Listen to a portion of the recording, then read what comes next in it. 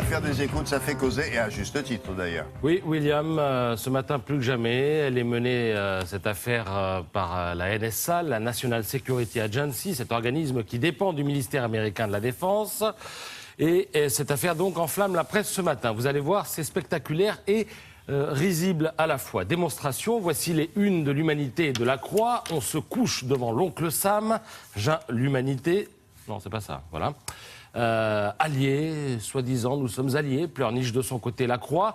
Voici maintenant les unes de Libération, du Figaro, de l'Opinion, indignation, coup de froid, hypocrisie, des mots forts, l'affaire est d'importance et elle ne mobilise pas qu'à Paris, la preuve avec l'Alsace, Ouest-France ou le Républicain Lorrain qui, eux aussi, accordent leur une à ce sujet. Brouille, tollé, fâcherie, là encore, la foire aux mots, des choix qui laissent supposer qu'il se passe quelque chose de grave. Bon, ça y est, vous avez bien vu la presse française, et bien maintenant, regardez la presse américaine. Voici la une de l'International New York Times. Alors ça s'appelle Il est où comment le gros sujet du jour? Ça s'appelle Ils s'en foutent. Comment Voilà. dit-on Ils s'en foutent Elle est où l'affaire planétaire?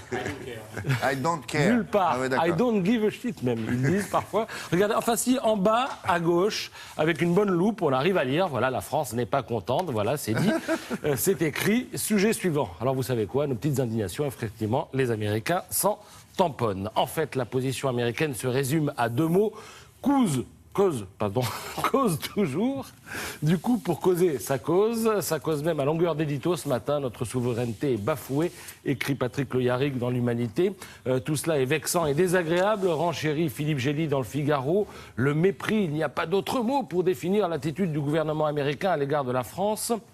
S'insurge Laurent Geoffrin dans Libération, etc., etc. Et puis, regardez dans Libé, tout près de l'édito de Geoffrin, cette photo prise hier sur le perron de l'Élysée à la sortie du Conseil des ministres. Pas mal, ça. Chut, semble faire valse. On a l'impression qu'il s'adresse à tous les indignés comme pour les convaincre que la riposte dans cette affaire est impossible.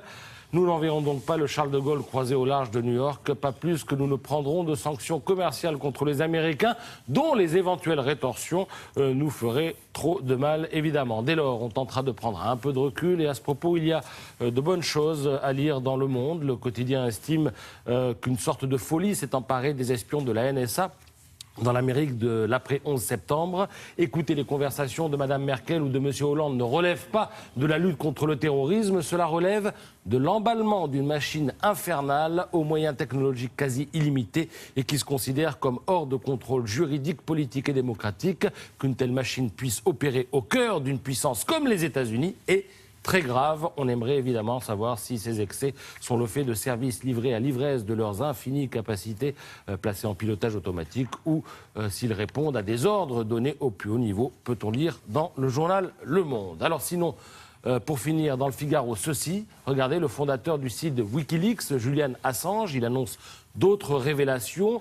Par avance, on sent pour lèche les babines. Je rappelle que Wikileaks est une association à but non lucratif qui organise les fuites et travaille avec les plus grands médias du monde. Et alors, Julian Assange, les Américains, vous le savez bien, veulent lui faire la peau. Il s'est réfugié dans l'ambassade d'Équateur à Londres. Il est aussi, on lui reproche une affaire d'agression sexuelle. Oui, alors ça, c'était en marge, mais allez savoir, alors je ne suis pas dans le dossier, mais allez savoir si cette affaire n'est pas sortie par hasard, justement, pour lui poser problème. Toujours est-il que pour les affaires de Wikileaks, les Américains veulent lui faire la peau. Il s'est donc réfugié à l'ambassade d'Équateur à Londres. Et alors, ça fait 3 ans que ça dure, je le rappelle, donnons-lui l'asile, propose ce matin Jean-Marcel Bourreau, dans La République des Pyrénées.